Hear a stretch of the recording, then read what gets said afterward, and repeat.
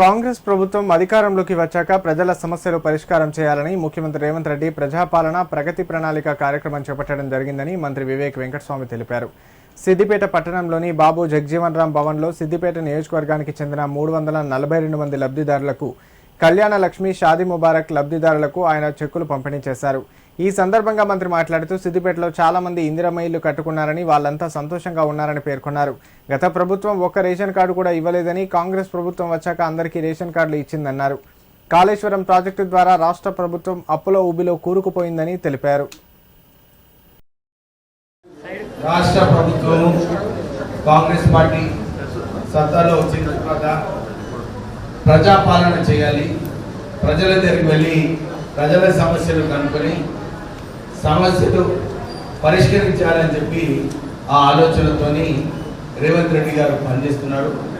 మీ అందరికీ తెలిసిన విషయమే, ఆర్థికంగా ఈ రాష్ట్రంలో 3 లక్షల కోట్ల అప్పు ఉన్నదని చెప్పి కొత్త ప్రభుత్వం వచ్చిన తర్వాత 8 లక్షల కోట్ల అప్పు మన రాష్ట్ర ప్రభుత్వం భరిస్తుంది. నెలకు 5,000 కోట్ల రూపాయల మిత్తి కడుతున్నారు. మీరందరూ కూడా అర్థం చేసుకోవాలి. మనం కూడా ఇల్లు నడిపిస్తున్నాము. 20,000 రూపాయలు మన జీతం ఉంటే దాంట్లో 40% కూడా ఖాళీ మిత్తులు కట్టడానికినే పోతున్నాయి రాష్ట్ర ప్రభుత్వం.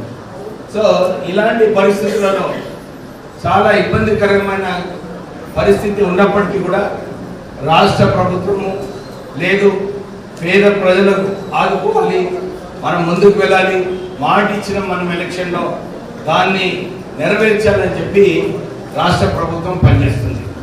మాట ఇచ్చిన ప్రకారంగా ఇందిరమ్మ ఇల్లు నిజంగానే నేను అన్ని చోట్ల వెళ్ళినప్పుడు అక్కడ ఇందిరమ్మ ఇల్లు ఏదైతే మన ప్రజలు కట్టుకుంటున్నారో చాలా బాగా కట్టుకుంటున్నారు. ప్రత్యేకంగా సిద్దిపేటలో నిజంగా చెప్పాలంటే అన్నిటికన్నా మంచిగా ఎక్కడైతే స్కీమ్ నడుస్తుందో అది మన సిద్దిపేటలో ఉంది. అందరికీ కూడా సరిగా కట్టుకున్నప్పుడు, ఎందుకంటే నేను చాలా సార్లు కూడా చెప్పడం జరిగింది, ఈ ఇందిరమ్మ ఇల్లులు కట్టుకునేటప్పుడు మీరు రాష్ట్ర ప్రభుత్వం ఏదైతే స్కీమ్ ఇచ్చిందో, డిజైన్ ఇచ్చిందో దాని ప్రకారంగానే కట్టుకుంటే మనకు బిల్లు సరిగా వస్తాయని చెప్పి చాలా సార్లు చెప్పడం జరిగింది. చాలా మంది కూడా దాని ప్రకారంగానే కట్టుకుంటున్నారు, వారి బిల్లు కూడా సరిగా చెల్లించడం జరుగుతుంది.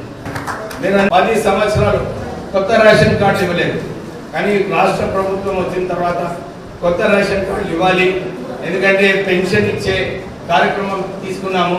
త్వరలోనే కూడా రాష్ట్ర ప్రభుత్వము ఒక నిర్ణయం తీసుకుంటుంది.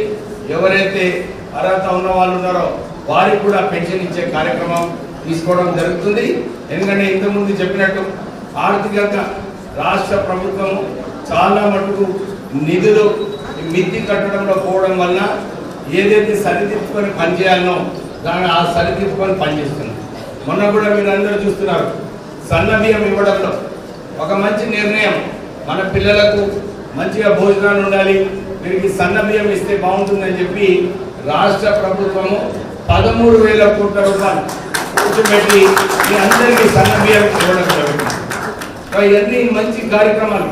ఏదైతే గ్యారెంటీ కార్డు అన్నారో ఈ గ్యారెంటీ కార్డు అమలు చేయడంలో, ఇంకా ఇతర ప్రాజెక్ట్స్ వలన మన రాష్ట్ర ప్రభుత్వం ముందుకు వెళ్ళి మొన్న కూడా మన ఉద్యోగాలు కల్పించాలని చెప్పి రాష్ట్ర ప్రభుత్వము 4th సిటీలో 4th సమ్మిట్ ఏదైతే చేసినారో దాంట్లో సుమారు 5 లక్షల ఉద్యోగాలు కల్పించేలాగా ప్రయత్నం చేస్తున్నారు.